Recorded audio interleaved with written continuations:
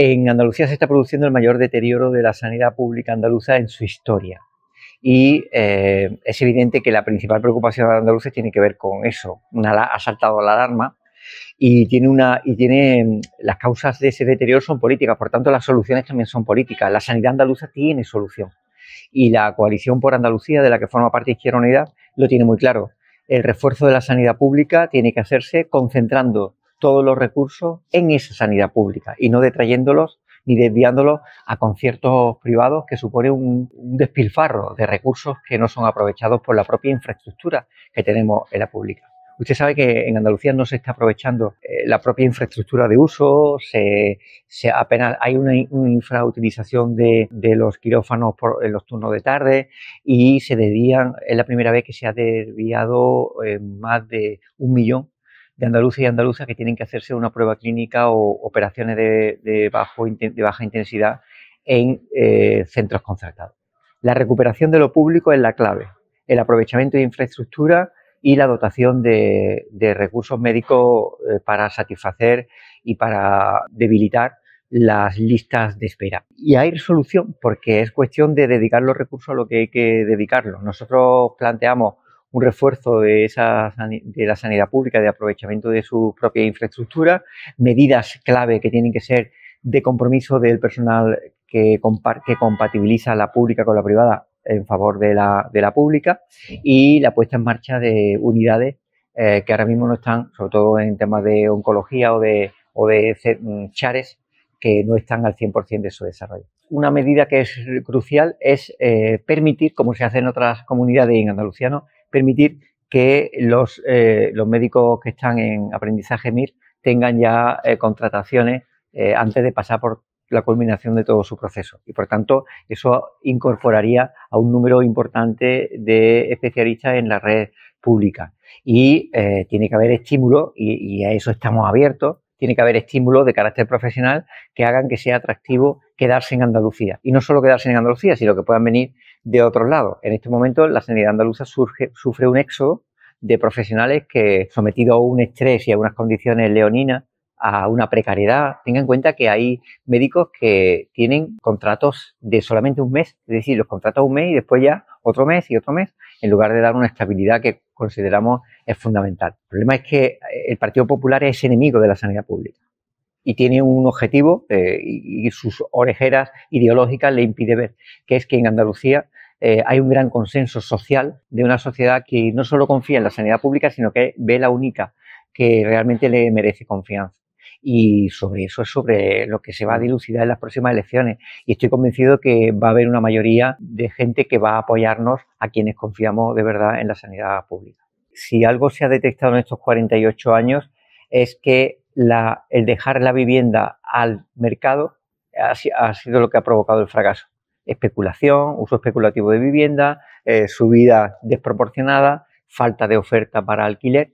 La intervención del mercado es fundamental para establecer límites en los precios de alquiler y una política de construcción de vivienda pública que sea irreversible, es decir, que la vivienda pública siempre lo sea, no pueda pasar a los 30 años a mercado natural, ¿no?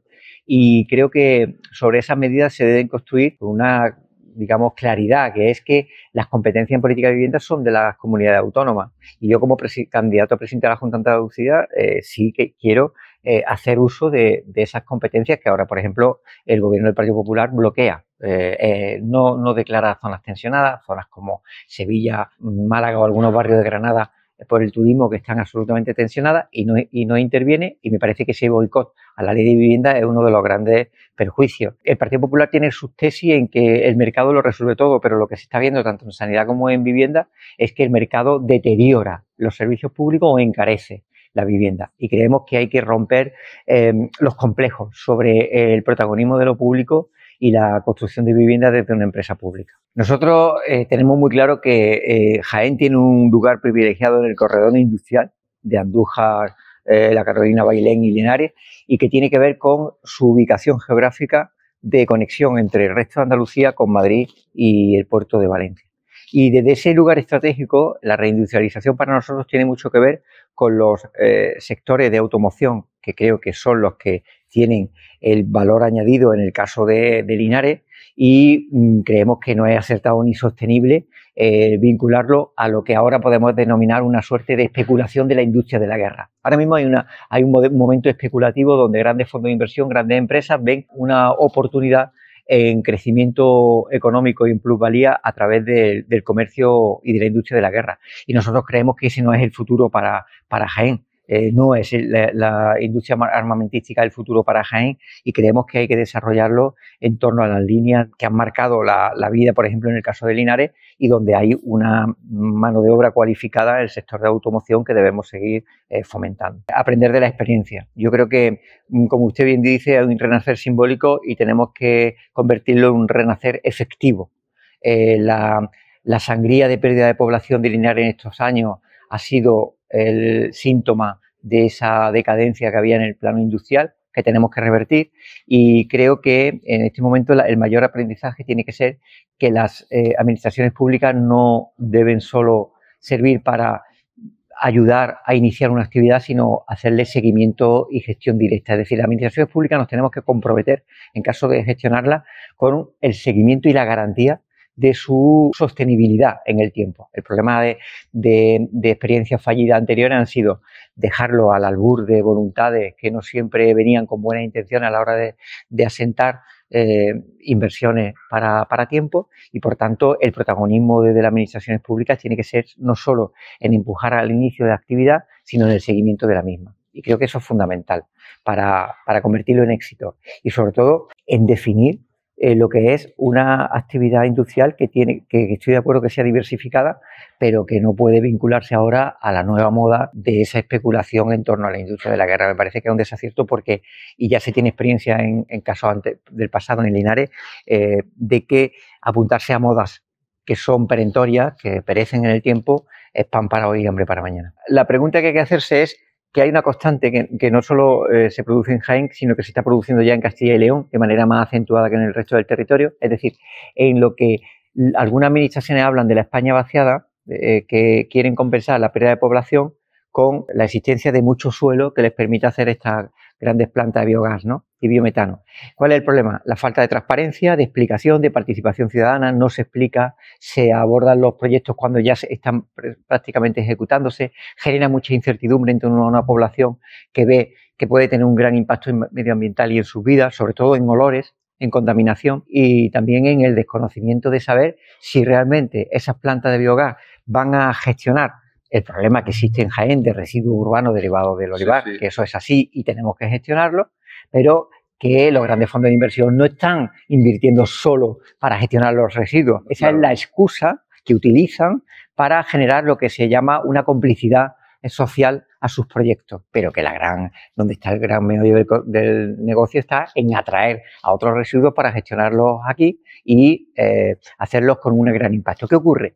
Que esto se está instalando, sobre todo en ayuntamientos pequeños que tienen muchas dificultades para afrontar, primero, una interpretación técnica correcta y presentar recursos ante ese tipo de proyectos. Y segundo, estos no son pequeños empresarios interesados en su territorio, son grandes fondos de inversión enajenados de la provincia de Jaén y de sus intereses, que no huelen el mal olor de la empresa ni la contaminación que provoca en las aguas de arroyo o de río del entorno, y que evidentemente tenemos que poner pie en pared. Es decir, tenemos que plantear un plan de gestión de los residuos derivados del olivar, y eso sin lugar a dudas tenemos que resolverlo, pero lo que no puede ser eso es la excusa para una intervención extractiva, invasiva e intensiva de grandes fondos de inversión para atraer otros residuos que no tienen nada que ver con la provincia de Jaén.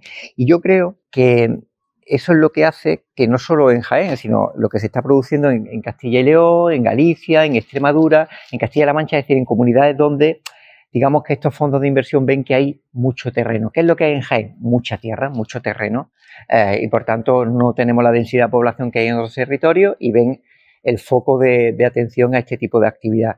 Y creo que es momento de poner pie en pared a proyectos oscurantistas, faltos de transparencia, especulativos, que buscan la excusa de la necesidad de gestión de recursos del olivar que nosotros aceptamos para desarrollar otro tipo de actividades que son invasivas, contaminantes y que van a generar un malestar, sobre todo en pequeños pueblos, donde, claro, son conscientes de que el impacto en poblacional es pequeño, pero me parece muy injusto que tengan que pagar justos por pecadores, ¿no? La normativa de la Junta, tal como está, es una normativa muy, no solo laxa, es que es una invitación a que se instalen sin control.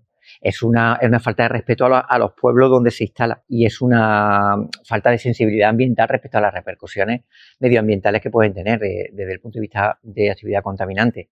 Y creo que hay que endurecerla en dos procesos. Primero, en el derivado de participación previa, es decir, los proyectos tienen que ser participados y conocidos por la población que se ve afectada por ello. Estamos hablando de proyectos en los que se circunscribe a un terreno, pero cuyas consecuencias en olores, en impacto ambiental, en contaminación vehicular, de tráfico de vehículos, etcétera, es muy alto.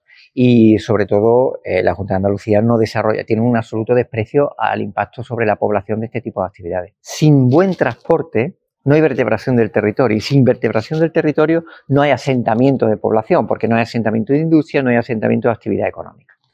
Es decir, que es muy importante saber a la hora de afrontar la estrategia de transporte cuál es el transporte que necesita Jaén desde el punto de vista de la fijación de población y de la vertebración del territorio. Y a nosotros nos parece que hay que poner el foco principalmente en la media distancia, en tanto en cuanto es la que nos garantiza una mayor extensión sobre el impacto territorial de la provincia y en cuanto a ese modelo, desde la aceptación de ese modelo como modelo prioritario y sin menoscabo de otros, la frecuencia de uso de este modelo, lo que es lo mismo, el aumento de trenes en esta modalidad, aparte de la mayor rapidez, que es otra de las grandes pesadillas, ¿no?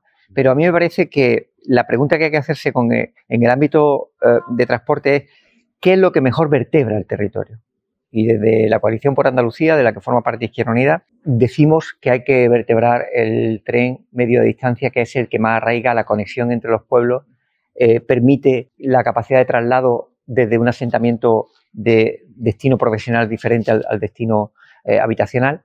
Y esa permisividad de vivir en Linares, trabajar en Jaén, de vivir en Jaén o trabajar en Martos, con una buena red de transporte ferroviario vinculada a la media distancia, más que a la añorada AVE que tendríamos que conectarlo, sobre todo con la conexión al norte, es lo que creemos que puede permitir el mayor arraigo a la vertebración territorial, y creo que a la máxima preocupación que debemos tener en la provincia de Jaén, que es las políticas que estimulen el aumento de población.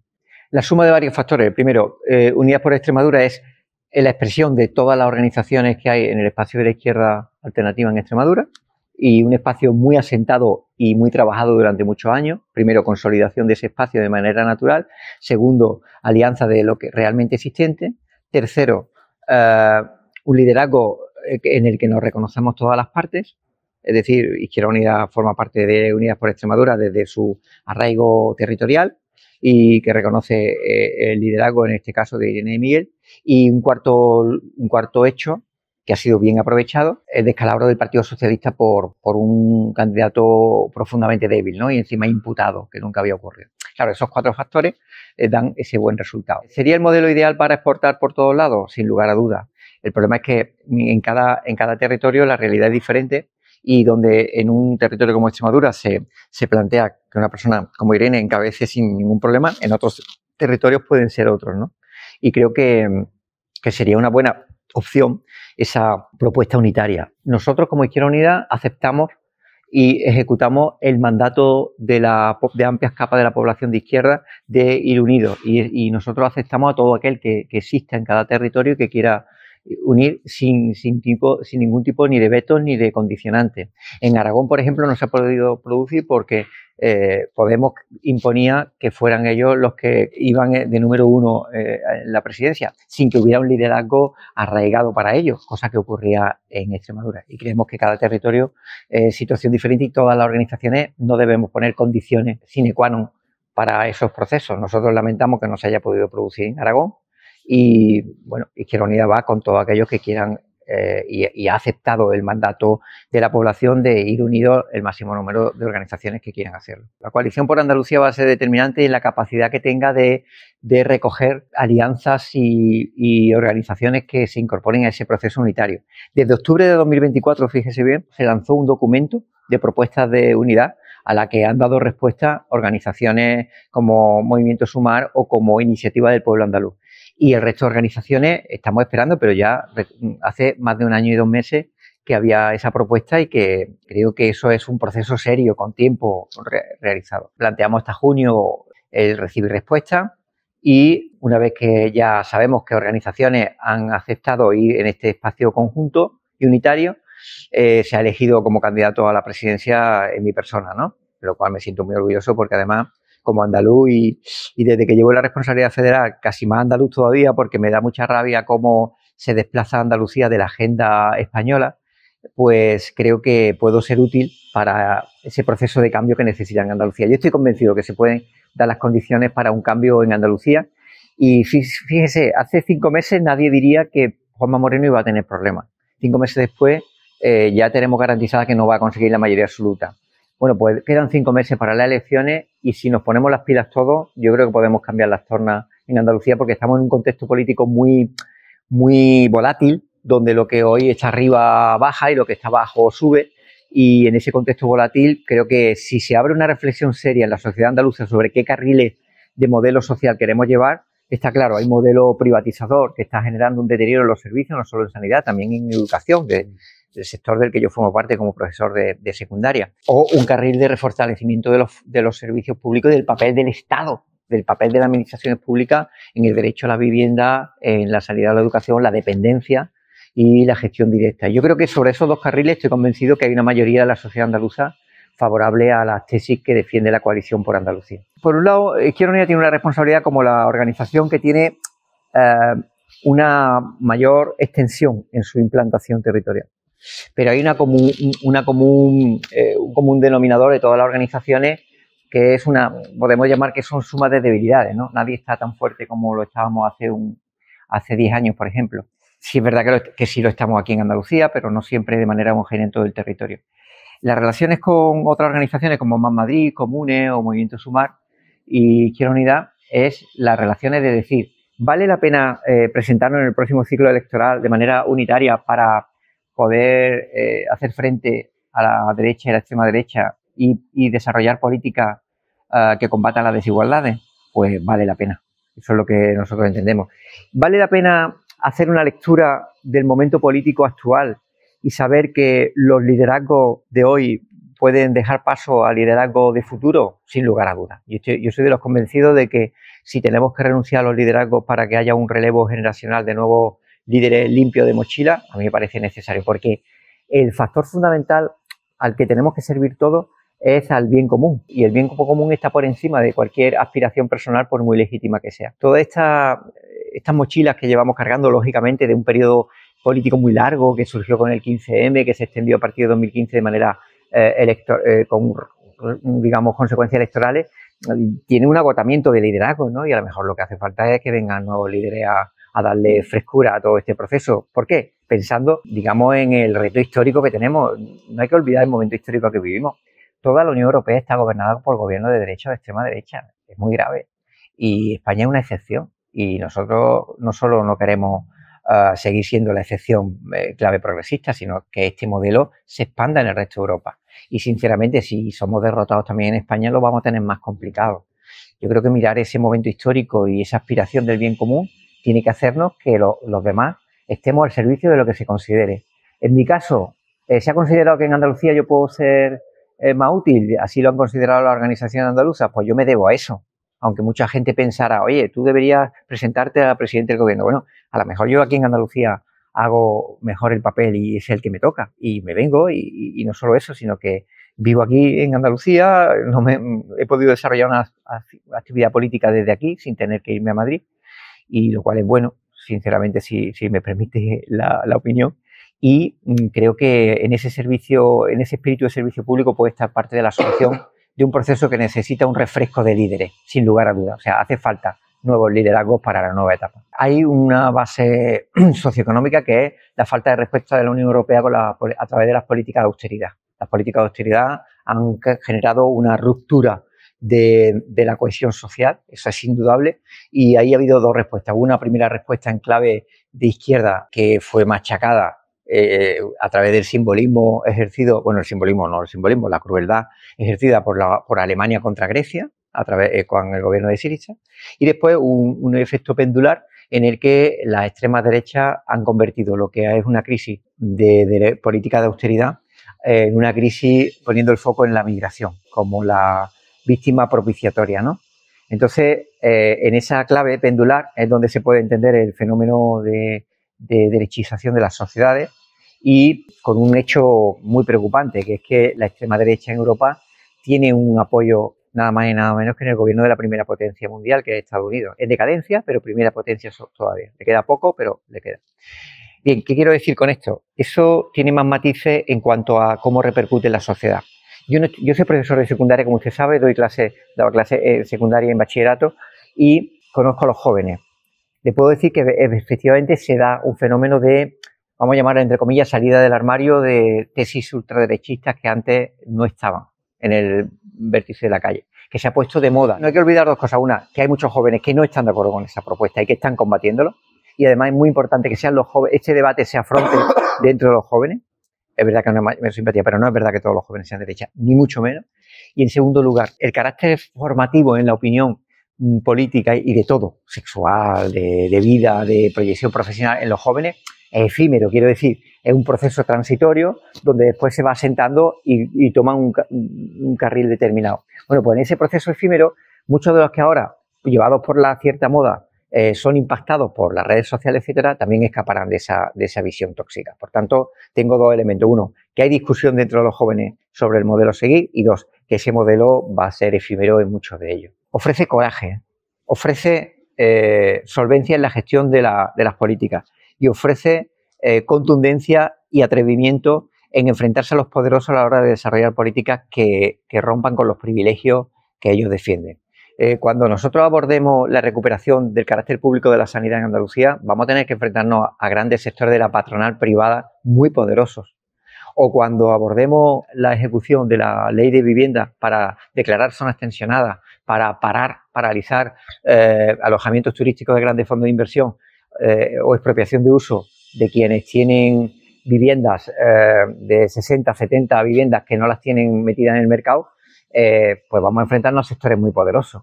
Y creo que ese es el gran diferencial que tenemos y sobre todo la coherencia. A mí me parece que el gran valor que tenemos en nuestro proyecto, del que forma parte Izquierda Unida como organización más antigua, de más tiempo, es el hecho de que hemos sido muy coherentes. Nosotros, por ejemplo, también advertíamos cuando el gobierno del Partido Socialista con Susana Díaz abrió los campos de los conciertos con la sanidad privada. Eso no lo habríamos hecho nunca nosotros y la gente sabe que nunca lo haremos. Y creo que nuestra fortaleza está en esos tres elementos. Solvencia en la ejecución, contundencia en la toma de decisiones para enfrentarnos a los poderosos y coherencia en nuestras posiciones que nos van dando bandazos según estemos en el gobierno o en la oposición. Nosotros, si pensáramos que los ministros y ministras del gobierno fueran corruptos, no estaríamos en el gobierno. Estamos en el gobierno porque pensamos que no son corruptos. Es incompatible estar con gente corrupta. Por tanto, ese principio lo defendemos. En segundo lugar, habría un elemento de frontera, que es que el Partido Socialista fuera condenado por financiación irregular. Eso, evidentemente, sería una pantalla diferente. Y tercero, nosotros no solo vamos a combatir la corrupción, sino que tenemos que ejecutar políticas como las que se aprobaron en julio, que, por cierto, estamos echando de menos que se aborden, muchas de las cuales defendimos nosotros, y que tiene que ir al meollo de la situación. ¿Y sabe cuál es? El ataque a los corruptos, pero también a los corruptores. ¿Y sabe cómo?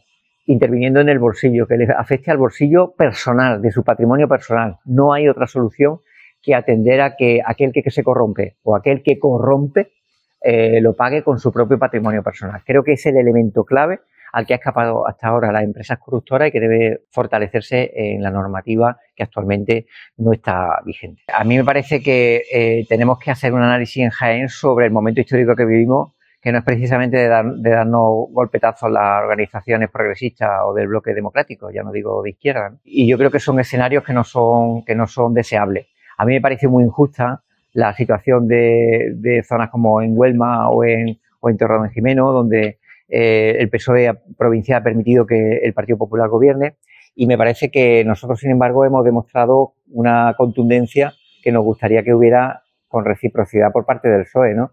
Que es intervenir en aquellos sitios en que se han roto la disciplina de voto respecto a impedir que sea la derecha la que gobierne en esos municipios. Y nosotros hemos ofrecido intervención donde se ha producido por nuestra parte, pero hemos echado de menos que el Partido Socialista de Jaén lo haga por la suya. Y me parece un error histórico que permita que el Partido Popular, con los votos del Partido Socialista, gobierne en municipios tan importantes como lo anteriormente nombrado. Ahora mismo vivimos una volatilidad tremenda en el poder municipal. Creo que hay condiciones para construir procesos municipales que reviertan esa supuesta hegemonía que puede darse no solo del PP, sino del PP y Vox.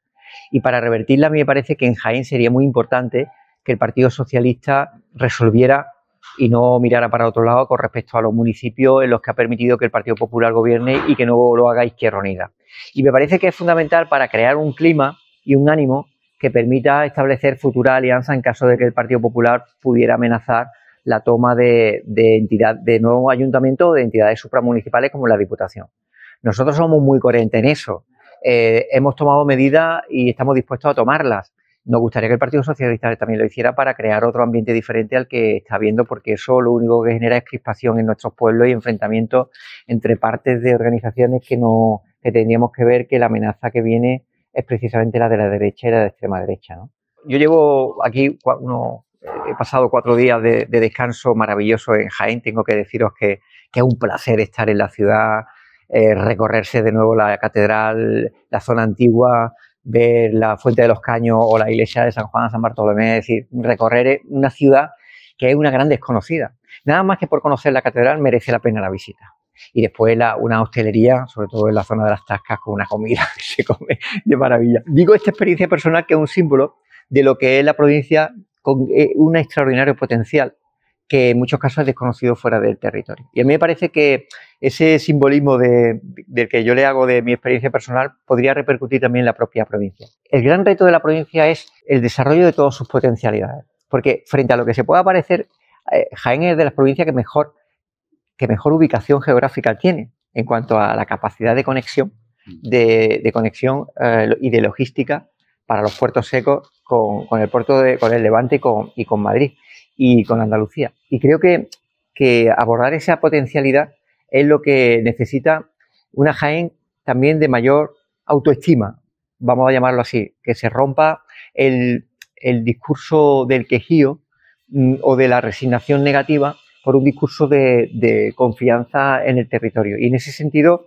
tenemos 3 líneas fundamentales. Para nosotros la prioridad es fijar población del territorio para que cambie la tendencia. Y para ello, un modelo productivo que tiene que estar vinculado con algo que se está consiguiendo afortunadamente, que es con los procesos de transformación y distribución y, por tanto, control de todos los pasos de la gran industria del olivar, ¿no? La agroindustria del olivar, pero con el reforzamiento del corredor industrial, que nos parece fundamental en su diversidad, no vincularlo a la industria de guerra y potenciar la que ya existe, y con la necesidad de una vertebración del territorio en torno a un transporte sostenible en la medida de distancia que garantice la fijación poblacional. Y con algo que es fundamental, ¿no? Que es que una organización como la nuestra, que defiende los servicios públicos y que desde luego no permitiría el espectáculo que estamos viendo en Cazorla, donde personas de edad provecta tienen que ir 3 kilómetros para el Chare porque el centro de salud lo tienen cerrado. Me parece que es el símbolo de la dejadez de la Junta de Andalucía con respecto a la provincia de Jaén. Y hay que salir a la calle ante esa indignación. Es tremendo con el frío que hace ver las fotografías de personas muy ancianas con sus bastones, con andadores, recorriendo 3 kilómetros porque no hay transporte para transportarlos, que esas situaciones no se pueden dar y desde luego con nosotros no se van a dar.